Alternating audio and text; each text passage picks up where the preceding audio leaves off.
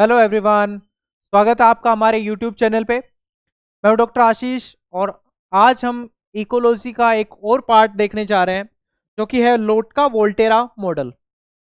इसमें मैंने कुछ क्वेश्चंस डाले हैं, साथ में हम पूरा कॉन्सेप्ट देखेंगे। लोटका वोल्टेरा मॉडल का जो कॉन्सेप्ट है इसके बारे में हम लोग देखने वाले हैं। ठीक है, इसमें कुछ क्वेश्चंस है, साथ में अपना जो टॉपिक है लोटका वोल्टेरा मॉडल उसके बारे में है। चलिए स्टार्ट करते हैं। हम लोग लोटका वोल्टेरा मॉडल क्यों पढ़ते हैं? ये है लोटका वोल्टेरा मॉडल। ये मॉडल जो था ये प्रपोज्ड किया था लोटका और वोल्टेरा दोनों ने इंडिपेंडेंटली। लोटका वोल्टेरा मॉडल, ठीक है, it was proposed by Lotka and Volterra independently. लोटका और वोल्टेरा ने ये मॉडल को इंडिपेंडेंटली प्रपोज्ड किया था। ठीक है, इंडिपेंडेंटली गिवन बाय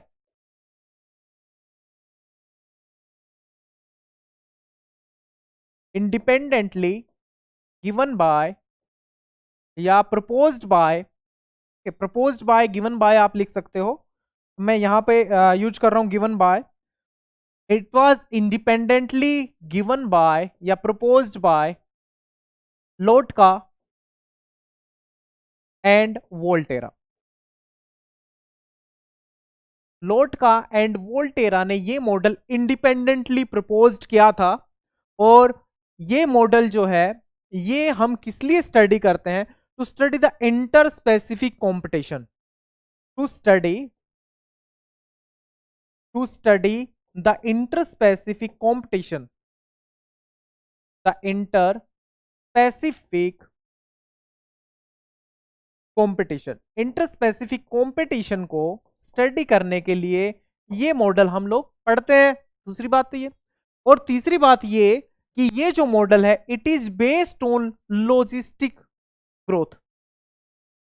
ये मतलब किस तरह की ग्रोथ पे ऊपर बेस्ड है? It is based on logistic growth. अब ये चीजें आपको पता होनी चाहिए कि लॉजिस्टिक ग्रोथ क्या होती है। It is based on logistic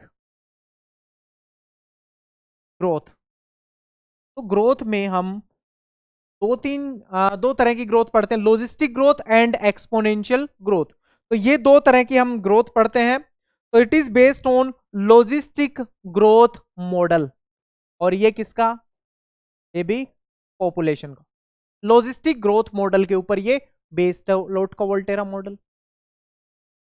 अब चलो एक बार हम कुछ कंसिडरेशन करते हैं कि हमारे पास एक इकोसिस्टम है। ठीक है, हमारे पास क्या है? वी हैव ए इकोसिस्टम और उस इकोसिस्टम में एक स्पीसीज है। ये क्या है? हमारे पास एक इकोसिस्टम जिसमें के की वैल्यू क्या है? के की वैल्यू है 10,000। के का मतलब क्या होता है? Carrying capacity. के जो है वो है कैरिंग कैपेसिटी फॉर स्पीसीज 1। तो इसको मैंने डिनोट किया है K1 से।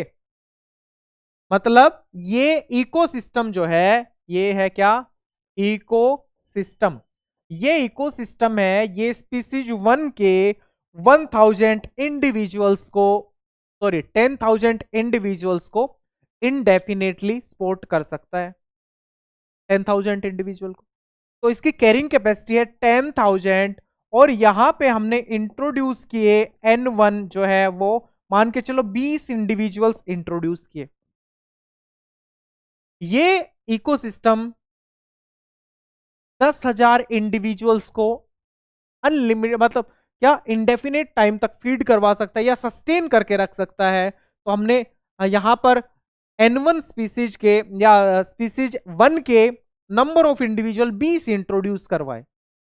Number of individual come, competition बिल्कुल कम। तो यहां पर हमें जो चेंज इन पॉपुलेशन साइज देखने को मिलेगी dn1 by dt, change in population, तो वो हमें देखने को मिलेगी R1N1। तो हमें यहां पे जो इक्वेशन देखने को मिलेगी वो एक्सपोनेंशियल तरह की या एक्सपोनेंशियल फॉर्म ऑफ ग्रोथ देखने को मिलेगी इस स्पीसीज की, क्योंकि नंबर ऑफ इंडिविजुअल बहुत कम है। नंबर ऑफ इंडिविजुअल जो है वो बहुत कम है। वो क्या है? बहुत कम है। और कैरिंग कैपेसिटी जो है उसके कंपैरिजन में ये बात कर रहे हैं। कैरिंग कैपेसिटी के कंपैरिजन में नंबर ऑफ इंडिविजुअल यहां पर बहुत कम है, इसलिए यहां पर जो आपको ग्रोथ देखने को मिलेगी वो किस तरह की ग्रोथ देखने को मिलेगी? आपको जो ग्रोथ देखने को मिलेगी वो देखने को मिलेगी एक्सपोनेंशियल फॉर्म ऑफ ग्रोथ। यहां पे हमें क्या मिलेगा? Exponential form of growth. Exponential form of growth. अब सेम इकोसिस्टम की बात करेंगे हम। क्या बात करेंगे हम? अब सेम इकोसिस्टम की बात करेंगे। ये हमारे पास सेम इकोसिस्टम है और ये है K2। स्पीसीज 2 के लिए इसकी कैरिंग कैपेसिटी है 20,000, कि ये 20,000 इंडिविजुअल्स को कैरी कर सकता है इंडेफिनेटली टाइम तक, इंडेफिनेट टाइम तक उनको सस्टेन कर सकता है, उनको फीड प्रोवाइड कर सकता है। ठीक है, तो स्पीसीज 2 के इंडिविजुअल हमने इंट्रोड्यूस करवाए कितने? 25। मान के चलो हमने 25 इंट्रोड्यूस करवाए। और ये इकोसिस्टम जो है वो सेम है। इकोसिस्टम जो है वो क्या है? इसको मान के चलो मैं ए इकोसिस्टम लिख दे रहा हूं और इसको भी लिख दे रहा हूं इकोसिस्टम ए, मतलब इकोसिस्टम सेम है। और स्पीसीज दूसरी सेकंड, ये मान के चलो number of individual of species 2, ये स्पीसीज 2 के इंडिविजुअल है। 2 का मतलब स्पीसीज 2, K2 का मतलब carrying capacity for species 2। Species दो अलग अलग स्पीसीज हैं, तो थोड़ी ना जरूरी ये है कि उनकी कैरिंग कैपेसिटी बराबर मिलेगी उस इकोसिस्टम की। दोनों स्पीसीज के लिए अलग अलग मिल सकती है, साइज का डिफरेंस हो सकता है, कुछ भी डिफरेंस हो सकता है। तो यहां पर कैरिंग कैपेसिटी जो है वो कौन सी के लिए? स्पीसीज 2 के लिए कैरिंग कैपेसिटी वो 20,000 है। और यहां पर भी हमें ग्रोथ देखने को मिलेगी किस तरह की? dn2 by dt is equal to R2N2। यहां पर भी हमें एक्सपोनेंशियल फॉर्म ऑफ ग्रोथ देखने को मिलेगी। क्यों मिलेगी? क्योंकि यहां पर नंबर ऑफ इंडिविजुअल्स बहुत कम है। एक्सपोनेंशियल फॉर्म ऑफ ग्रोथ ये हमें देखने को मिलेगी, एक्सपोनेंशियल फॉर्म ऑफ ग्रोथ। ठीक है, ये पार्ट क्लियर है। एक्सपोनेंशियल फॉर्म ऑफ ग्रोथ हमें देखने को मिलेगी। अब मान के चलो कि ये है इकोसिस्टम ए। ठीक है, ये बना दिया मैंने इकोसिस्टम ए, जिसकी carrying capacity for one species 1 के लिए कितनी है? 10,000 थी। ये थी 10,000। अब मान के चलो इसमें इंडिविजुअल्स आप ऐड कर देते हो कितने? 10,000। मान के चलो N1 जो है वो कितना है? 10,000। ये क्या है? N1 की वैल्यू कितनी है? 10,000। नंबर ऑफ इंडिविजुअल्स 10,000 हो गए हैं। और इकोसिस्टम जो है वो सेम है। इकोसिस्टम जो है वो क्या है? सेम है। अब यहां पर हमें जो ग्रोथ देखने को मिलेगी वो मिलेगी लॉजिस्टिक फॉर्म ऑफ ग्रोथ। कैसे? Change in population is equal to dn1 by dt is equal to R1। ठीक है, is equal to R1 multiply by का क्या? K1 minus N1 divided by K1। K1 minus N1 divided by K1। ठीक है, ये हो जाएगा dn1 by dt is equal to R1 N1 K1 minus N1 divided by K1। ये हो गया एक्सपोनेंशियल या लॉजिस्टिक। ये हो गया लॉजिस्टिक फॉर्म ऑफ ग्रोथ। ये क्या हो गया? Logistic form of growth. क्यों? क्योंकि यहां पर कंपटीशन है। यहां पर कंपटीशन है किस तरह का? इंटर या इंट्रा सेम स्पीसीज, एक स्पीसीज। यहां पर जो कंपटीशन है वो है intra specific competition between the members of same species. तो यहां पर इंट्रा स्पेसिफिक कंपटीशन है और यहां जो हमें देखने को मिलेगा वो मिलेगा हमें लॉजिस्टिक फॉर्म ऑफ ग्रोथ। यहां में लॉजिस्टिक फॉर्म ऑफ ग्रोथ मिलेगा। और अगर यहां पर अगर सेम इकोसिस्टम ये सेम हो जाएगा किसके लिए? Same for species 2। Same for species 2। अगर मान के चलो मैं इसको कलर चेंज करके लिख दे रहा हूं, ये यहां पर K2 जो है वो कितना है 20,000, और आप मान के चलो कि N2 स्पीसीज 2 के कितने मेंबर इंट्रोड्यूस यहां पर करवा दो, या इतने मेंबर्स हैं तो 20,000 मेंबर्स हैं, तो क्या है 20,000 मेंबर्स। तो इसकी ग्रोथ क्या हो जाएगी, इसकी ग्रोथ हो जाएगी बिल्कुल dn2 by dt is equal to R2 N2 K2 minus N2 divided by K2, ये हो जाएगी।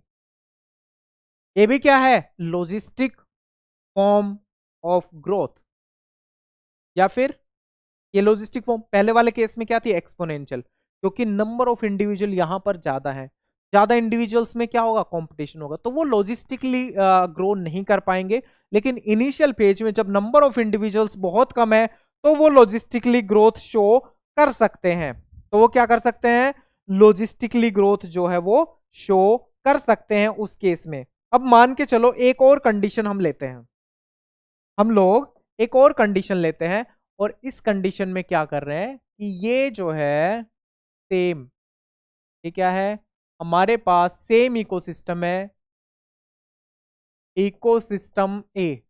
मैं सेम बार बार इकोसिस्टम ए इसलिए लिख रहा हूं क्योंकि हम सेम इकोसिस्टम में बात कर रहे हैं।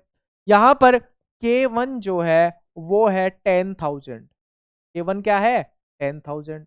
अब हमने क्या किया, हमने यहां पर N1 जो है स्पीसीज 1 के मेंबर कितने हैं, N1 का मतलब क्या है number of individual of species 1, N2 का मतलब है number of individual of species 2।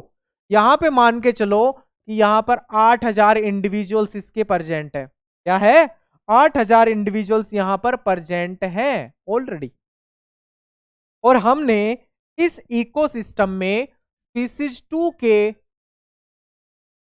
2 के मेंबर इंट्रोड्यूस करवा दिए। क्या करवाया, स्पीसीज 2 के कुछ मेंबर्स इंट्रोड्यूस करवा दिए, मान के चलो हमने 3,000 मेंबर्स इंट्रोड्यूस करवा दिए स्पीसीज 2 के, 3,000 इंट्रोड्यूस करवा दे, या इसको थोड़ा सा और कम कर लो, मान के चलो हमने 1,000 इंडिविजुअल इंट्रोड्यूस करवा दिए स्पीसीज 2 के। तब ये जो ग्रोथ फॉर्म बनेगी, तब यहां पर क्या होगा, यहां पर इंट्रा स्पेसिफिक कॉम्पिटिशन होगा, यहां पर क्या होगा intra and inter specific competition, and inter specific competition, यहां पर दोनों तरह का कंपटीशन रहेगा, इंटर स्पेसिफिक भी और इंट्रा स्पेसिफिक भी, दोनों तरह का यहां पर कंपटीशन हमें देखने को मिलेगा। क्योंकि भाई N1 स्पीसीज 1 के अंदर जो कंपटीशन है वो है इंट्रा स्पेसिफिक, और जब N2 इंट्रोड्यूस करवाया गया तो इनकी वजह से ये जो कंपटीशन फेस करेंगे वो होगा इंटर स्पेसिफिक, वो होगा इंटर स्पेसिफिक, और इनका आपस में कंपटीशन होगा वो होगा इंट्रा स्पेसिफिक कंपटीशन। क्या होगा इंट्रा स्पेसिफिक कंपटीशन। तो ये जो कंपटीशन की वजह से the form of equation develop, इसकी वजह से, किसकी वजह से कंपटीशन की वजह से, the form of equation develop is known as Lotka-Volterra equation, is known as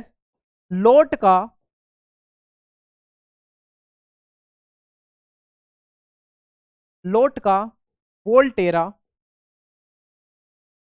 equation. उसको क्या बोलेंगे, लोट-का-वोल्टेरा इक्वेशन बोलेंगे।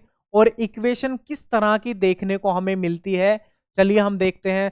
ये स्पीसीज 1 के रेस्पेक्ट में हम बात कर रहे हैं, तो यहां पर change in population, change in population, अगर आपने पॉपुलेशन इकोलॉजी वाला पार्ट, पिछले वाला पार्ट देखा होगा तो ये चीजें आपको पता होंगी कि ये किस चीज की बातें हो रही हैं। तो change in population of species 1, species 1 में पॉपुलेशन में क्या चेंज रहेगा, तो इसके लिए फॉर्मूला आएगा dn1 by dt is equal to r1 n1 k1 minus n1 minus alpha 1 2 n2 divided by k1। ये इक्वेशन जो बनी है उसको बोलेंगे क्या, लोट का वोल्टेरा इक्वेशन। क्या बोलेंगे इसको, लोट का वोल्टेरा इक्वेशन। ये जो इक्वेशन आई है वो आई है लोट का वोल्टेरा इक्वेशन। अब इसमें ये और ये क्या है उसके बारे में अभी बताते हैं। इस इक्वेशन को हम कंटिन्यू लेके चलते हैं, ये कंटिन्यू लेके चले।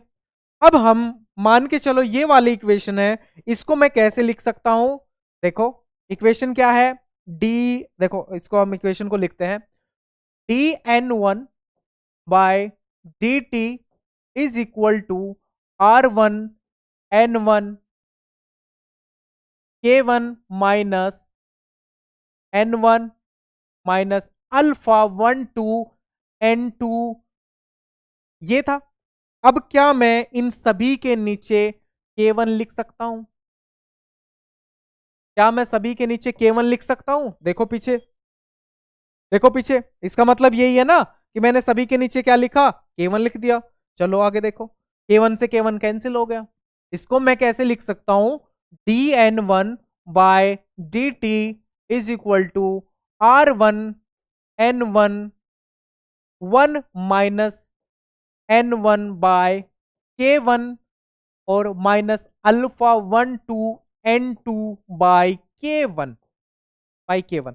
यहां पे इस इक्वेशन में जो आपको कंपोनेंट दिख रहे हैं, ये वाला कंपोनेंट और ये वाला कंपोनेंट, ये जो कंपोनेंट है this is the component for interspecific competition and this is the component for intra specific competition. मतलब स्पीसीज वन के इंडिविजुअल्स का स्पीसीज वन के इंडिविजुअल्स के ऊपर किस तरह का कंपटीशन है, इंट्रा स्पेसिफिक कंपटीशन कितना है वो, ये है इंट्रा स्पेसिफिक। ये क्या है, इंट्रा स्पेसिफिक कंपटीशन का कंपोनेंट, कंपटीशन, कंपटीशन का कंपोनेंट, कंपोनेंट। और ये क्या है, ये है inter specific, inter specific competition का कंपोनेंट, कंपोनेंट। तो यहां पर लोट का वोल्टेरा इक्वेशन में इंटर स्पेसिफिक और इंट्रा स्पेसिफिक दोनों तरह के कंपटीशन के कंपोनेंट्स आते हैं। ये हमारे पास जो थी ये थी Lotka Volterra equation. This one is the Lotka Volterra equation. ये क्या है, ये है लोट का वोल्टेरा, ये क्या है, लोट का वोल्टेरा इक्वेशन। यहां पर ये इक्वेशन हमें मिली, ये इक्वेशन है लोट का वोल्टेरा इक्वेशन। यहां से एक इक्वेशन मिलेगी हमें कंपटीशन की वजह से, इसको बोलेंगे वो लोट का वोल्टेरा इक्वेशन, जो कि बेस्ड है किसके ऊपर, लॉजिस्टिक फॉर्म ऑफ ग्रोथ के ऊपर बेस्ड है ये इक्वेशन। इतना पार्ट क्लियर है। चलें अब आगे, आगे चलते हैं। अब हमने बता दिया इंटर स्पेसिफिक और इंट्रा स्पेसिफिक कंपोनेंट के बारे में। चलो अब हम ये देख लेते हैं कि ये बहुत देर से अल्फा 1 2 जो था ये क्या है, अल्फा 1 2 और अल्फा 2 1 क्या है, इसके बारे में डिस्कस हम कर लेते हैं। अल्फा 1 2 जो है वो क्या है, इसको बोला जाता है कंपटीशन कोफिशिएंट। क्या बोला जाता है इसको, इसको बोला जाता है कंपटीशन, कंपटीशन कोफिशिएंट। इसको कंपटीशन कोफिशिएंट बोला जाता है अल्फा 1 2 को। अब इसको कैसे डिफाइन करेंगे, इसको कैसे डिफाइन करेंगे, देखो एक तो ये हो गया कि effect of species 2, effect of member of species 2 on the member of species 1। एक तो इसको ऐसे डिफाइन कर सकते हैं, ये बहुत आसान है, सबसे आसान यही है। दूसरा, how many individuals of species 2, दूसरा क्या है, how many individuals, how many individuals of species 2, of species 2 are equivalent, of species 2 are equivalent, are equivalent to the member of, are equivalent to the one individual of species 1, are equivalent to the one individual of species one in terms of resources use in terms of resources use in terms of resources use इसका मतलब क्या हुआ कि species one का एक individual जितना resource use करता है, तो स्पीसीज टू के कितने मेंबर मिलके स्पीसीज वन का एक इंडिविजुअल के बराबर रिसोर्स यूज कर रहा है, that is known as alpha one two, और या फिर कंपटीशन कोफिशिएंट। समझ आया क्या हुआ? How many individuals of species two के कितने इंडिविजुअल्स मिलके स्पीसीज वन के एक इंडिविजुअल के बराबर रिसोर्स यूज कर रहा है, वो है कंपटीशन कोफिशिएंट। इसको और भी कैसे डिफाइन कर सकते हैं? Effect of one individual of species two on the growth of species one. कैसे कर सकते हैं इसको? Effect of alpha one two की ही बात कर रहे हैं, इसको कैसे और डिफाइन कर सकते हैं? Effect of individual of species two on the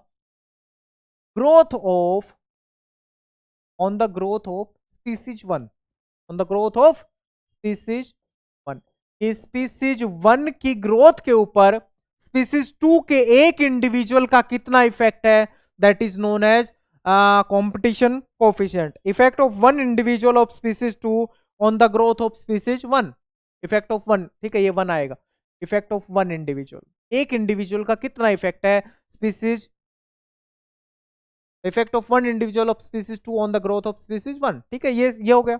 अब ये इसकी जो वैल्यू है अल्फा वन टू की वैल्यू क्या हो सकती है? एक से ज्यादा भी हो सकती है, एक से कम भी हो सकती है, और एक के बराबर भी हो सकती है। समझ आया यहां क्या चल रहा है? स्पीसीज वन टू, अगर आप सिंपली बात करो, इसको और भी सिंपल बनाना चाहो, तो मैं आपको ये बोलूंगा कि आप यहां पर इसको ऐसे पढ़ सकते हो कि जैसे अल्फा वन टू है ना, तो हम बात करें अगर अल्फा टू वन भी लिखा हो तो भी, अल्फा टू वन भी लिखा हुआ तो भी, या फिर अल्फा वन टू लिखा हो तो, जो पीछे लिखा हुआ है उसका इफेक्ट है आगे वाले के ऊपर। समझ आया? जो पीछे लिखा हुआ है उसका इफेक्ट है आगे वाले के ऊपर, पीछे वाले का इफेक्ट आगे वाले के ऊपर। समझ में आया? मतलब स्पीसीज टू का इफेक्ट स्पीसीज वन पे, स्पीसीज वन का इफेक्ट स्पीसीज टू पे। ये हो गया अपना कोफिशिएंट, कंपटीशन कोफिशिएंट। अब वैल्यू जो है अल्फा वन टू की वो वेरी कर सकती है क्या? अल्फा वन टू की वैल्यू वेरी कर सकती है अगर ये वैल्यू ग्रेटर देन वन है। ये वैल्यू अगर ग्रेटर देन वन है, इसका मतलब ये है कि, इसका मतलब क्या है कि जो इफेक्ट है स्पीसीज टू का वो ज्यादा है इसके कंपैरिजन में। देखो अगर इसकी वैल्यू ग्रेटर देन वन है तो समझो क्या है। देखो ये species one into species one, ये किस तरह का कंपटीशन हो रहा है? ये है इंट्रा स्पेसिफिक। ये क्या है? Intra specific. और मान के चलो स्पीसीज वन का कंपटीशन है स्पीसीज टू के साथ, ये कैसा है? ये है इंटर स्पेसिफिक। ये कैसा है? Inter specific. तो मान के चलो अगर कोफिशिएंट की वैल्यू ग्रेटर देन वन है, इसका मतलब ये कंपटीशन ज्यादा है और ये कंपटीशन कम है। समझ आया? इसका मतलब ये है कि स्पीसीज टू का जो कंपटीशन है स्पीसीज वन के लिए वो ज्यादा है as compare to species one और स्पीसीज वन के इंडिविजुअल का कंपटीशन। मतलब यहां पर इंटर स्पेसिफिक कंपटीशन है, इंटर स्पेसिफिक कंपटीशन वो greater than intraspecific, greater than intraspecific. एक बात ये हो गई। अगर अल्फा 1 2 की वैल्यू अल्फा 1 2 की वैल्यू लेस देन 1 है, लेस देन 1 है, तो बिल्कुल इसका उल्टा, तो बिल्कुल इसका उल्टा, बिल्कुल इसका उल्टा क्या, स्पीसीज 1 इनटू स्पीसीज 1, मतलब स्पीसीज 1 का इंडिविजुअल और 1 का इंडिविजुअल। यहां मैं लिख दे रहा हूं इंडिविजुअल, यहां मैं लिख दे रहा हूं इंडिविजुअल, ये स्पीसीज 1 का इंडिविजुअल और ये भी इंडिविजुअल, स्पीसीज 1 का इंडिविजुअल, ये स्पीसीज 1 का इंडिविजुअल और 1 का इंडिविजुअल के बीच में कंपटीशन है, तो ये कैसा हो गया, ये है हमारे पास इंट्रा स्पेसिफिक। ये कैसा है, इंट्रा स्पेसिफिक। और स्पीसीज 1 का मेंबर इनटू स्पीसीज 2 का मेंबर, ये है हमारे पास interspecific competition, interspecific. अब अगर केस ये है कि अल्फा 1 2 की वैल्यू लेस देन 1 है, तो वहां पर उस केस में जो वैल्यू है इंट्रा स्पेसिफिक की, ये ज्यादा है और ये कम है। मतलब intra specific competition, intra specific competition, intra specific competition is greater than inter specific, is greater than inter specific. और अगर इसकी वैल्यू 1 है, अल्फा 1 2 इज इक्वल टू 1, अगर ये वैल्यू 1 है तो क्या लिखेंगे, इंटर और इंट्रा बराबर है, इंटर और इंट्रा स्पेसिफिक कंपटीशन दोनों के दोनों बराबर हैं इस केस में, इस केस में दोनों के दोनों बराबर हैं। चलो अब हम जीरो आइसोक्लाइन डेवलप करते हैं स्पीसीज 1 के लिए। क्या करेंगे हम जीरो आइसोक्लाइन डेवलप करेंगे स्पीसीज 1 के लिए, मतलब एक ऐसा पॉइंट जहां पर जीरो ग्रोथ शो होगा स्पीसीज 1 का, जहां पर जीरो ग्रोथ शो होगा, dn1 by dt is equal to zero, there is no change in the population size. हम यहां क्या कर रहे हैं, हम यहां जीरो आइसोक्लाइन डेवलप कर रहे हैं, zero isocline develop, zero isocline develop कर रहे हैं for species 1, for species 1, species 1 के लिए हम जीरो आइसोक्लाइन डेवलप कर रहे हैं। चलो अब कैसे डेवलप करेंगे स्पीसीज 1 के लिए जीरो आइसोक्लाइन, नो यहां पर क्या होगा, यहां पर पॉपुलेशन के साइज में कोई चेंज नहीं होगा, no change, no change in the population size, population size में कोई चेंज नहीं होगा, मतलब dn1 by dt is equal to zero, ये होगा। ये कैसे हो सकता है, उसके लिए हमें लोट का वोल्टेरा इक्वेशन पे जाना पड़ेगा फॉर स्पीसीज 1, तो ये आएगी dn1 by dt is equal to r1 n1 k1 minus n1 minus alpha 1 2 n2 divided by k1, divided by k1। हमें इस वैल्यू को जीरो करना है, हमें इस वैल्यू को जीरो करना है, कौन सी वाली वैल्यू को, dn बाई dt को, ये करना है हमें जीरो, जीरो आइसोक्लाइन डेवलप करने के लिए। और ये जीरो कैसे हो सकती है, अगर तो मैं इस n1 की जगह क्या कर दूं, जीरो, अगर तो मैं इस n1 की जगह जीरो कर दूं तो, या फिर अगर मैं k1 की जगह जीरो कर दूं तो आप ये बताओ, हम पॉपुलेशन ग्रोथ पढ़ रहे हैं, पॉपुलेशन इकोलॉजी पढ़ रहे हैं, लोट का वोल्टेरा मॉडल पढ़ रहे हैं, किसके लिए, कंपटीशन की स्टडी के लिए। तो क्या किसी पॉपुलेशन का नंबर हम जीरो कर सकते हैं क्या, अगर जीरो ही कर दिया तो ग्रोथ ही शो नहीं होगी, नहीं कंपटीशन ही नहीं होगा।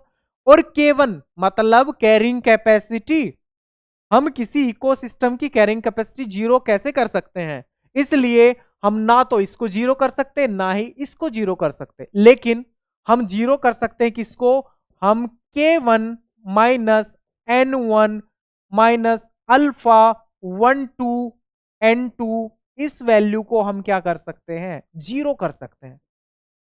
अगर हमने ये वैल्यू जीरो कर दी तो ये जीरो, और ये जीरो तो ये वाला जीरो। इसका मतलब dn1, इसका मतलब dn1 by D T is equal to zero. ये हमारे पास क्या आ जाएगा, हमारे पास ये वैल्यू जीरो आ जाएगी। गॉट इट, हमारे पास ये वैल्यू आ जाएगी जीरो। तो अगर हम n1 निकालेंगे यहां से, ये वैल्यू क्या आ जाएगी, जीरो आ जाएगी। चलो n1 को इस एक साइड में कर दो, n1 is equal to k1 minus alpha 1 2 n2, ये आ जाएगा वैल्यू। ये हमारे पास इक्वेशन मिलेगी हमें यहां से। कैसे मिला, दोबारा से देखो। देखो ये है लोट का Volterra equation for species 1। Got it. और हमें क्या करना है, जीरो आइसोक्लाइन डेवलप करना है। मतलब जीरो आइसोक्लाइन का मतलब there is no change in the population size. Population के साइज में कोई चेंज नहीं आना चाहिए। मतलब dn1 by D T is equal to zero, ये होना चाहिए। ये कैसे हो सकता है, या तो इस लोट का वोल्टेरा इक्वेशन में n1 की जगह जीरो कर देंगे तो ये r1 जीरो हो जाएगा, और ये जीरो तो इससे मल्टीप्लाई करेंगे तो ये जीरो हो जाएगा। तो हम किसी पॉपुलेशन का नंबर तो जीरो कर नहीं सकते हैं। दूसरा केस आओ, हम इस कैरिंग कैपेसिटी को जीरो कर देंगे, तो किसी इकोसिस्टम की कैरिंग कैपेसिटी को जीरो कर नहीं सकते। तो फाइनली हम इसको, ये जो कंपोनेंट है कौन सा, k1 minus n1 minus alpha 1 2 n2, हम इस पूरे कंपोनेंट को क्या कर दिया, जीरो। ये कंपोनेंट जो है ये क्या कर दिया हमने, जीरो। इस कंपोनेंट को जीरो कर दिया, तो हमें यहां से ये मिला। अब इसको हमने सोल्व किया, तो n1 को हमने एक साइड में रख दिया, k1 को दूसरी साइड में लेके गए, तो n1 is equal to k1 minus alpha 1 2 n2, ये मिल गया। चलो अब हम वो पॉइंट डेवलप करेंगे जिसका नाम हम बोल रहे हैं जीरो आइसोक्लाइन। तो हम लेंगे एक एक्स एक्सिस और दूसरा लेंगे हम एक वाई एक्सिस। ये ले लिया हमने एक्स एक्सिस और वाई एक्सिस, और हमने एक लाइन ड्रॉ कर दी है यहां पर। और एक साइड में हम लेंगे number of species, number of individual of species 1 n1, एक साइड में लेंगे n2। वाई एक्सिस पे ले लिया हमने n2, एक्स एक्सिस पे ले लिया हमने n1। समझ आया। अब ये जो लाइन आपको दिख रही है, ये लाइन, इसके किसी भी पॉइंट पे हम बिंदु टिकाएंगे, उसका मतलब ये है कि यहां dn1 बाई डी टी जो है, change in population size is zero, किसी भी पॉइंट पे, क्योंकि इस लाइन के ऊपर जीरो आइसोक्लाइन है, तो change in population is equal to zero. तो ये वैल्यू हर जगह आके आएगी, जीरो आएगी। n1 मैक्सिमम हमें कब मिल सकता है, number of individual of species 1, n1 की मैक्सिमम वैल्यू कब मिल सकती है, ये हो गया n1 मैक्सिमम। ये हमें कब मिल सकता है, ये हमें तब मिलेगा जब n2 की value, if value of n2 is equal to zero, अगर हमारे पास n2 की वैल्यू जीरो है तब हमें n1 मैक्सिमम मिल सकता है। देखो ये n1 यहां पे मैक्सिमम है, यहां पर n2 की वैल्यू जीरो है। तो अगर ये है, ये अगर हम n2 की वैल्यू जीरो रखते हैं प्रीवियस इक्वेशन में, ये वाली में, तो हमें क्या मिलेगा, n1 is equal to n1 is equal to k1 minus alpha 1 2 n2। ये हमने यहां क्या रखा, हमने यहां रख दिया n2 की वैल्यू जीरो। हमने क्या किया, हमने ये इसको क्या कर दिया, इसको जीरो रख दिया। इसको जीरो रखा तो ये जीरो हो गया। तो यहां पर n1 क्या मिलेगा, n1 is equal to k1, हमें ये मिलेगा n1 is equal to k1। तो हम n1 मैक्सिमम के ऊपर हम क्या लिख सकते हैं, हम लिख सकते हैं k1, हम क्या लिख सकते हैं, k1। चलो अब आओ n2 के ऊपर। n2 की हमें मैक्सिमम वैल्यू कब मिल सकती है, जब n1 की वैल्यू जीरो, जब n1 की वैल्यू जीरो। मैं यहां लिखूंगा कि n2 मैक्सिमम, n2 मैक्सिमम, और ये कब मिल सकता है, अगर if n1 is equal to zero. अगर n1 जीरो है तो हमें N2 की मैक्सिमम वैल्यू मिल सकती है। उस केस में क्या करो, अब N1 की वैल्यू इस इक्वेशन में रख दो क्या, 0। मैं यहां पर लिख रहा हूं, अगर हम N1 को 0 लेते हैं तब क्या होगा, N1 को 0 लेंगे तब क्या होगा, सेम इक्वेशन में N1 की वैल्यू रख दो क्या, यहां N1 is equal to K1 minus alpha 1 two N2। हमने यहां क्या लिया, हमने यहां वैल्यू लिया 0, किसका वैल्यू लिया 0, N1 का। तो ये हमारे पास क्या आ गया, K1 is equal to alpha 1 2 और N2। ठीक है, चलो अब N2 जो है वो क्या आएगा, वो हमारे पास, हम N2 को एक साइड में रख लेंगे, N2 is equal to K1 divided by alpha 1 2, ये वैल्यू आ जाएगी हमारे पास। तो N2 मैक्सिमम कब होगा, जब ये वैल्यू K1 बाय अल्फा 1 2 होगा।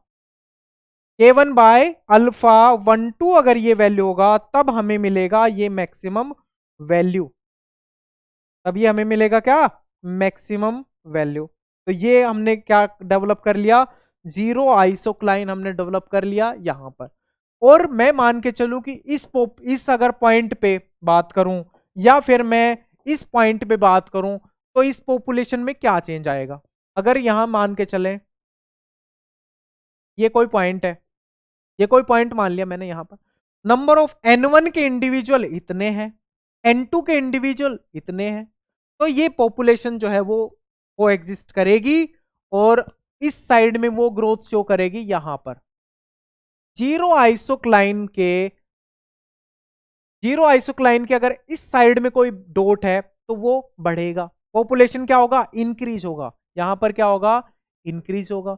और यहां पर ग्रोथ क्या होगा, डिक्रीज होगा, यहां ग्रोथ क्या होगा, डिक्रीज। अगर इस आइसोक्लाइन ग्रोथ की जो लाइन के उस तरफ अगर है तो चेंज इन पॉपुलेशन में क्या फर्क आएगा, वो डिक्रीज होगा, इस साइड में क्या होगा, इंक्रीज होगा।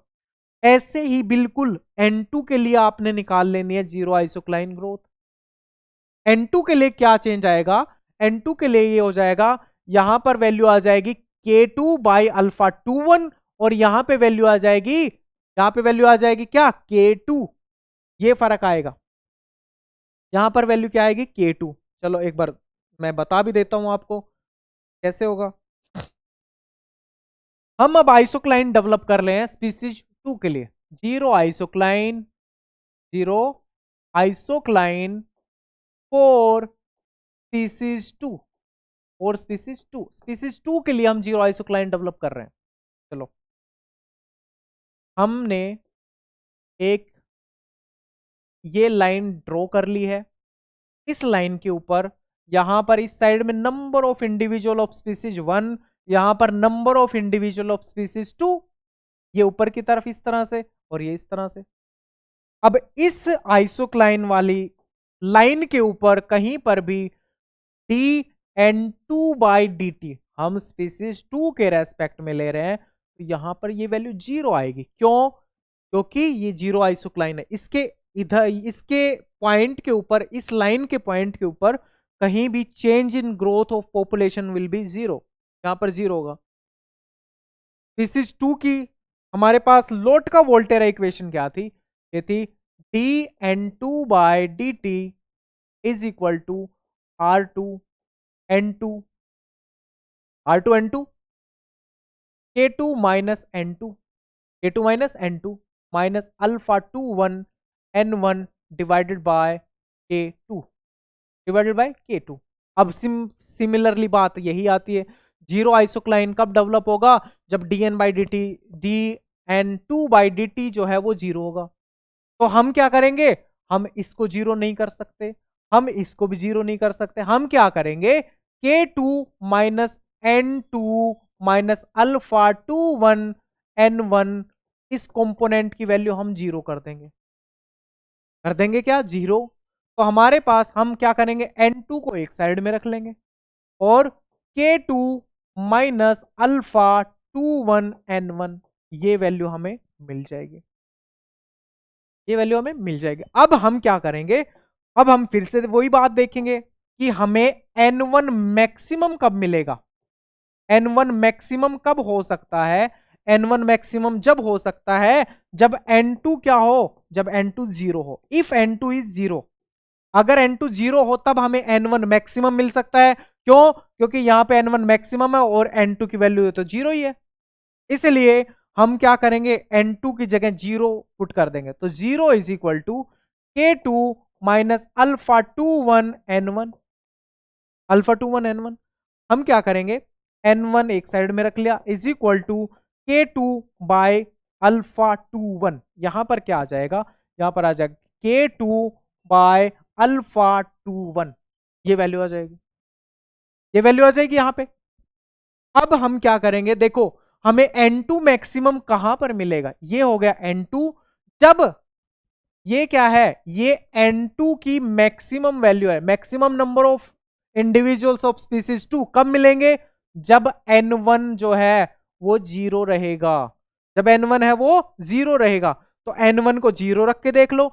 यहां पर है हमारे पास N2 is equal to K2 minus alpha 21 और N की जगह क्या लिखा, जीरो।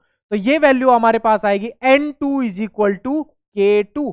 ये वैल्यू आई, एक तो ये और दूसरी ये वैल्यू आएगी। यहां पर हमने क्या रखा, यहां पर हमने N1 को क्या रखा, जीरो, और यहां पर हमने क्या रखा, N2 को क्या रखा, जीरो। तो ये आया, और ये इसको ये रखा तो ये आया। चलो अब ये क्या है, ये है K2, ये है K2। इस पॉइंट पे, इस पॉइंट की बात करें तो इस स्पीसीज में क्या होगी, ग्रोथ होगी। इस पॉइंट पे बात करें, स्पीसीज में क्या होगा, डिक्लाइन होगा। मतलब ग्रोथ में चेंज होगा, ग्रोथ बढ़ेगा इस डायरेक्शन में, और यहां इस बिंदु से इस डायरेक्शन में ग्रोथ जो है वो घटेगा, वो घटेगा। और दो तीन पॉइंट्स में और यहां पे मेंशन कर देता हूं। जिस भी स्पीसीज का N1 ज्यादा हो, जिस भी स्पीसीज का नंबर ज्यादा हो या उसकी कैरिंग कैपेसिटी ज्यादा हो, ठीक है, उसका इफेक्ट जो है वो ज्यादा होगा दूसरी स्पीसीज के ऊपर, वो जीतेगी इस कंपटीशन को। कंपटीशन को कौन जीतेगा, देखो देखो देखो, who will win the competition, who will win the competition, win the competition. ये कुछ स्पेसिफिक केसेस में है जो कि अप्लीकेबल होंगे, आपके एग्जाम में क्वेश्चन आएंगे उनके लिए। जिसका के की वैल्यू ज्यादा है, जिसकी के की वैल्यू ज्यादा है, के वैल्यू मोर, जिसकी के वैल्यू जो है वो ज्यादा होगी, जिसकी एन वैल्यू जो है वो ज्यादा होगी, जिसकी एन वैल्यू ज्यादा होगी वो भी जीतेगा इस कंपटीशन को। तो कंपटीशन में जिसकी के की वैल्यू ज्यादा होगी वो जीतेगा, जिसकी एन की वैल्यू होगी वो ज्यादा जीतेगा। चलो भाई अब आगे, ये तो था हमारे पास जीरो आइसोक्लाइन फॉर स्पीसीज 1 एंड 2। चलो अब ये है केस 1, केस 2। हमारे पास है केस ए और केस 2। हमने क्या किया, जैसे देखो हमने जो जीरो आइसोक्लाइन डेवलप किए थे ना, एक तो ये और दूसरा ये, इन दोनों को एक दूसरे के ऊपर रख दिया ऐसे, एक दूसरे के ऊपर रख दिया ऐसे, और फिर हम ऐसे चेक कर रहे हैं। देखो चेक करो, चेक करो। अब मैंने बोला यहां पर ये स्पीसीज 1 का K1 है, ओके, स्पीसीज 1 का K1 है। देखो जिसका मैंने बोला K1 ज्यादा, इस साइड से देखेंगे, इस साइड से, यहां इसका K1 है इतना, ओके, और इसका K2 जो है वो देखो कितना है, K2 कितना है, स्पीसीज 2 के रेस्पेक्ट में K2 कितना, ये है इतना। स्पीसीज 2 के लिए कैरिंग कैपेसिटी कम है, स्पीसीज 1 के लिए कैरिंग कैपेसिटी ज्यादा है। यहां पे कौन जीतेगा, स्पीसीज 1 जो है वो होगी क्या, विल विन, स्पीसीज 1 विन करेगी यहां पर। और दूसरी बात ये, इस पॉइंट पे, इस पॉइंट पे अगर मैं बात करूं स्पीसीज 2 की तो वो बढ़ेगी, अगर स्पीसीज 1 की बात करूं तो वो भी बढ़ेगी इस डायरेक्शन में। और अगर यहां पे बात करें इस पॉइंट पे, तो दोनों के दोनों स्पीसीज का क्या होगा, चेंज में क्या होगा कि जो स्पीसीज है वो घटेगी इस डायरेक्शन में, स्पीसीज क्या होगी, घटेगी। और इस कंपटीशन में जीतेगी कौन, स्पीसीज 1। इधर आ जाओ, यहां पर K1 की वैल्यू इतनी है और K2 की वैल्यू देखो कितनी है, यहां पर इतनी है। कुछ भी मत देखो, एक तो वो स्पीसीज बढ़ेगी या घटेगी वो देखना है, और दूसरी बात उसकी कैरिंग कैपेसिटी क्या है। ऐसे अगर केस हो तो की बात मैं कर रहा हूं, अगर इस तरह का केस है तो मैं बात कर रहा हूं। यहां पर स्पीसीज 1 भी बढ़ेगी, यहां तक स्पीसीज 1 यहां तक बढ़ेगी, यहां पर भी स्पीसीज 1 बढ़ेगी। स्पीसीज 2 जो है वो भी यहां पर इंक्रीज होगी इस साइड में, क्योंकि जीरो आइसोक्लाइन यहां पर है। यहां पर जो है वो स्पीसीज 2 के लिए जीरो आइसोक्लाइन है। इस पॉइंट के बाद स्पीसीज में कोई चेंज नहीं होगा, उसकी ग्रोथ में कोई चेंज नहीं होगा, हम ग्रोथ की बात कर रहे हैं। और यहां पर इस लाइन के बाद इस स्पीसीज में कोई ग्रोथ नहीं होगा। अब मुझे ये बताओ कि कौन सी स्पीसीज कंपटीशन को जीतेगी, जिसका K2 का वैल्यू यहां तक है। तो यहां पर स्पीसीज 2 जो है, species 2 it will win the competition, will win the competition, competition को ये जीत जाएगी, कॉम्पिटिशन को ये वाली स्पीसीज जीत जाएगी। एक ये देखो भाई, एक ये देखो, मैं यहां पर दो कलर यूज करूंगा, एक तो ब्लू, एक कोई भी डार्क कलर में यूज करूंगा। ये देखो स्पीसीज 1, ये है हमारे पास स्पीसीज 1, और स्पीसीज 2 देखो, और देखो स्पीसीज 2, ये ग्रीन कलर यूज कर दे रहे, ये है स्पीसीज 2। अब आप कंफ्यूज हो जाओगे, स्पीसीज 1 का कैरिंग कैपेसिटी इतना, स्पीसीज 2 का कैरिंग कैपेसिटी इतना, ये स्पीसीज दोनों के दोनों हो गई। अब यहां से देखो स्पीसीज 2 एंड स्पीसीज 1, स्पीसीज 1 जो है वो कहां तक को एग्जिस्ट करेगी भाई, जिस कलर का मैं यूज कर रहा हूं यहां पर, वो स्पीसीज 1 जो है वो ग्रो करेगी पॉजिटिवली, पॉजिटिवली ग्रो करेगी, वो पॉजिटिवली ग्रो करेगी इस जगह पे।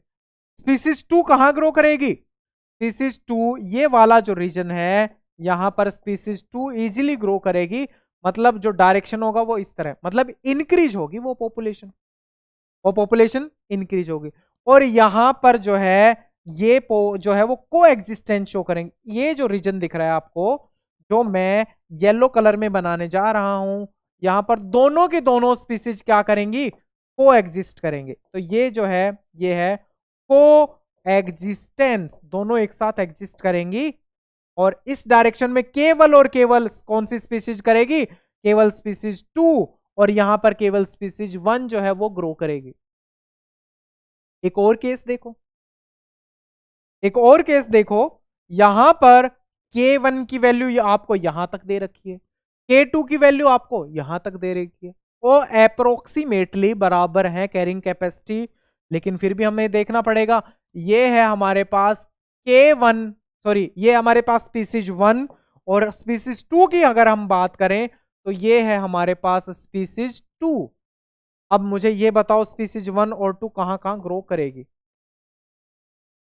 स्पीसीज 2 जो है वो इस एरिया में ग्रो करेगी, यहां पर कौन ग्रो करेगा, स्पीसीज 2।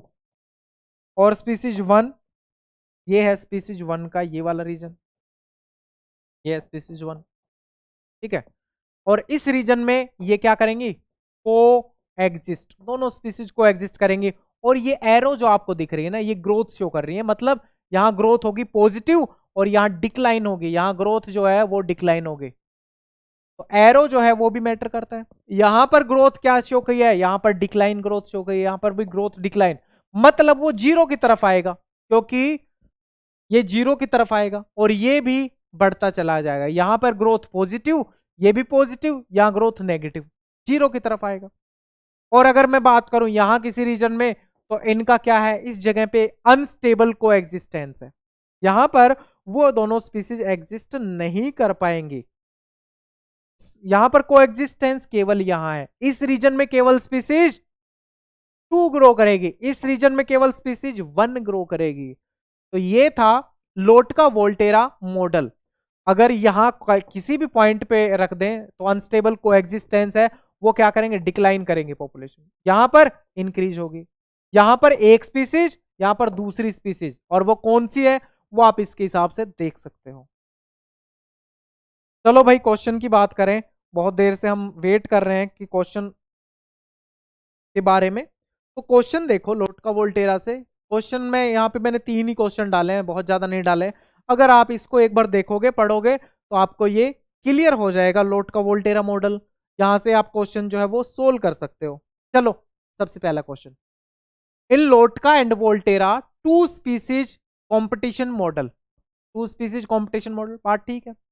एक तो ये है स्पीसीज 1 के लिए और एक ये है स्पीसीज 2 के लिए। यहां पर अल्फा 1 2 लिखा हुआ है, यहाँ पर अल्फा 2 1 लिखा हुआ है। एक चीज मैं यहाँ पे आपको बता भी दे रहा हूं कि काफी बुक्स में या काफी लिटरेचर में अल्फा 1 2 को अल्फा लिखा हुआ है और अल्फा 2 1 को बीटा लिखा हुआ है। तो ये चीज ध्यान रखना, अल्फा का मतलब स्पीसीज एक के ऊपर दूसरी स्पीसीज का इफेक्ट, बीटा का मतलब स्पीसीज सेकंड के ऊपर स्पीसीज फर्स्ट का इफेक्ट। क्वेश्चन है where N represent population size, okay पता है, N represent population size, R growth rate and k is the maximum carrying capacity for species 1 and 2. The interspecific competition coefficient alpha 1 2 is less than 1. Less than 1 का मतलब हमने क्या बताया था, alpha 1 2 is less than 1। इसका मतलब क्या है, इंट्रास्पेसिफिक कंपटीशन जो है, इंट्रास्पेसिफिक जो है वो ज्यादा है और इंटरस्पेसिफिक कम है। इंटरस्पेसिफिक कम है, इंटर स्पेसिफिक कंपटीशन है वो कम है। अब आप इसमें से देख लो कि कौन सा, individual of species 2 have less inhibiting effect on individual of species 1 than individual of species 1 on each other. ये ठीक है, ये ठीक है, ये हमने बताया ना यहाँ पे, ये हमने यहाँ पे बताया। इसका आंसर क्या आ जाएगा, ए जो है वो करेक्ट आंसर है, क्योंकि ये देखते ही पता चल गया और ये डायरेक्ट क्वेश्चन है, हम पीछे भी देख चुके हैं। तो इसका आंसर क्या है, आंसर है ए। चलें आगे, ये इंपॉर्टेंट क्वेश्चन काफी बार आता है लोट का वोल्टेरा मॉडल से। यहाँ पे देखो, यहाँ पे देखो, the diagram represent competition between species 1 and species 2 according to Lotka Volterra model. Competition है, ठीक है, समझ गए। Given the condition in the diagram, the predicted outcome of competition is, predicted outcome क्या है, the unstable coexistence between species 1 and species 2 because k1 is greater than k2 by beta। k1 जो है वो ग्रेटर देन है किससे, किससे greater than है, k2 by beta. तो ये बात ठीक है, k1 जो है वो बड़ा है, ये बड़ा है। दूसरी बात इसने क्या बोला, k2 is greater than, k2 भी ग्रेटर देन है, बात तो ठीक है। अनस्टेबल कोएग्जिस्टेंस होगा और ये सब चीजें यहां पे लिखी हुई है, ये हो जाएगा इसका आंसर। और इसने सिंपली यही लिखा है। देखो अगर आप स्टेटमेंट पढ़ोगे ना, कई बार क्या होता है क्वेश्चन बहुत आसान हो जाता है, हम सिर्फ उसको देख के छोड़ देते हैं। प्रॉब्लम पढ़ने की, हम पढ़ते ही नहीं क्वेश्चन को। इस क्वेश्चन में सिंपल सिंपल सा यही है, इसने ये दिया है कि k1 जो है वो बड़ा है किससे, k2 बाई बीटा से। k1 बड़ा है किससे, k2 बाई बीटा से, और k2 बड़ा है k1 बाई अल्फा से। अब ये बताने के लिए 4 नंबर का क्वेश्चन है। अब आप इसको पढ़ोगे कंफ्यूज हो जाओगे या फिर पढ़ोगे नहीं।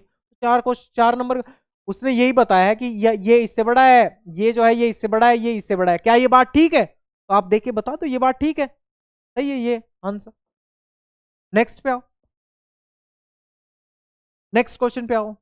दो स्पीसीज हैं जिसमें एक स्पीसीज का नाम है एम और एक स्पीसीज का नाम क्या है, एन। तो एक चीज पे आ जाओ जल्दी से देखो, कैरिंग कैपेसिटी किसकी ज्यादा है, यहां पे आ जाओ। एम, ये है एम की कैरिंग कैपेसिटी, और एन की कैरिंग कैपेसिटी ये है एन की। किसकी ज्यादा है, एम की कैरिंग कैपेसिटी ज्यादा है। पहली बात तो ये, पहली बात तो ये, अगर ये विन विन पूछेगा तो एम जीतेगा। दूसरी बात, हाँ इसने पूछा ये और ये, नहीं ये और ये पूछा है। Given below is a state space graph in which the abundance of species M is plotted on x-axis and abundance of species N is plotted on y-axis। एक को x-axis पे एक को y-axis पे प्लॉट किया गया है। जीरो ग्रोथ आइसोक्लाइन फॉर स्पीसीज 1, ये जीरो ग्रोथ आइसोक्लाइन के बारे में हम देख चुके हैं। स्पीसीज 1 के लिए कौन सा है, देखो zero isocline growth for species M, M के लिए ये है, ये M के लिए जीरो आइसोक्लाइन, और ये है एन के लिए, ये हो गया एन के लिए, ठीक है। के एम जो है वो कैरिंग कैपेसिटी है एम के लिए, और के एन है कैरिंग कैपेसिटी फॉर एन के लिए। बहुत बढ़िया बात है, पता है अभी हमें। The alpha per capita effect of species N on M, ठीक है, अल्फा हो गया। Per capita effect of species N on M, ये है अल्फा, और ये है बीटा, ये बीटा। चलो अब आगे, based on the above plot some deductions are made, which of the following statement is incorrect. कौन सा इनकरेक्ट है, देखो अब ये ए पॉइंट दे दिया गया है, एक ये बी पॉइंट दे दिए गए। अब ए पॉइंट के ऊपर देखो, ए पॉइंट के ऊपर केवल एन स्पीसीज और एम स्पीसीज दोनों ग्रो करेंगे, और बी के ऊपर केवल और केवल एम ग्रो करेगी। बी के ऊपर केवल और केवल एम ग्रो करेगी, एम पॉजिटिव ग्रोथ शो करेगी। ये बात क्लियर है? ये पीछे वाले तो हमने पढ़ा उसके बेसिस पे। चलो अब देखते हैं एट पॉइंट ए, ये पॉइंट ए है, population of both the species M and N increase. हाँ ये मैंने बता दिया, दोनों के दोनों पॉपुलेशन एम और एन जो है वो इंक्रीज करेगा यहां से, ये अभी मैंने बताया है। दूसरी बात, तो ये पॉइंट ठीक है, और इसने पूछा इनकरेक्ट कौन सा है।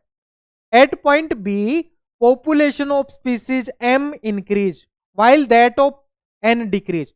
यहां पे एन डिक्रीज होगा, हमने बोला ना आइसोक्लाइन की तरफ डिक्रीज होगी ये एन के लिए, और ये तो इंक्रीज होगी, ये भी ठीक बात है। At point B population of species N increase, N increase हो रही है। एन कहां है? सबसे पहले देखो एन कहां है, ये है अपने पास एन। और ये थर्ड स्टेटमेंट जो है सी स्टेटमेंट क्या बोल रहा है? At point B population of species N increase, N पे इस पॉपुलेशन ऑफ स्पीसीज है, बी पॉइंट पे एन की पॉपुलेशन इंक्रीज नहीं डिक्रीज होगी इस डायरेक्शन में, आइसोक्लाइन की तरफ जाएगा। Ultimately species N will be eliminate. क्या स्पीसीज एलिमिनेट होगी? यस। विन कौन करेगा? विन करेगा एम। ये मैंने आपको बता चुका हूं, जिसका कैरिंग कैपेसिटी या जिसका एन का वैल्यू ज्यादा हो वो करेगा विन। ठीक है, इसका आंसर है सी, सी इज द करेक्ट आंसर। और पिछले वाले क्वेश्चन का इसका आंसर है ए, और इसका भी आंसर है क्या? ए। आप और क्वेश्चन प्रैक्टिस कर सकते हो, और लोड का वोल्टेरा आप यहां से देख सकते हो, समझ सकते हो। काफी इंपॉर्टेंट पॉइंट था, टॉपिक भी काफी इंपॉर्टेंट है लोड का वोल्टेरा, जहां से क्वेश्चन आते हैं। ठीक है, अगर जैसा भी हो आपको समझ आया है तो आप अच्छे से बताना, कमेंट करना। बाकी हम नेक्स्ट सीरीज स्टार्ट करेंगे, हम इवोल्यूशन और डेवलपमेंटल बायोलॉजी के कुछ पार्ट्स शुरू करने जा रहे हैं। हम अब आप लोगों से इजाजत लेते हैं, मिलेंगे हम नेक्स्ट टॉपिक के साथ। तब तक आप अच्छे से पढ़ते रहिए, तैयारियां करते रहिए। Wish you all the very best and thank you very much.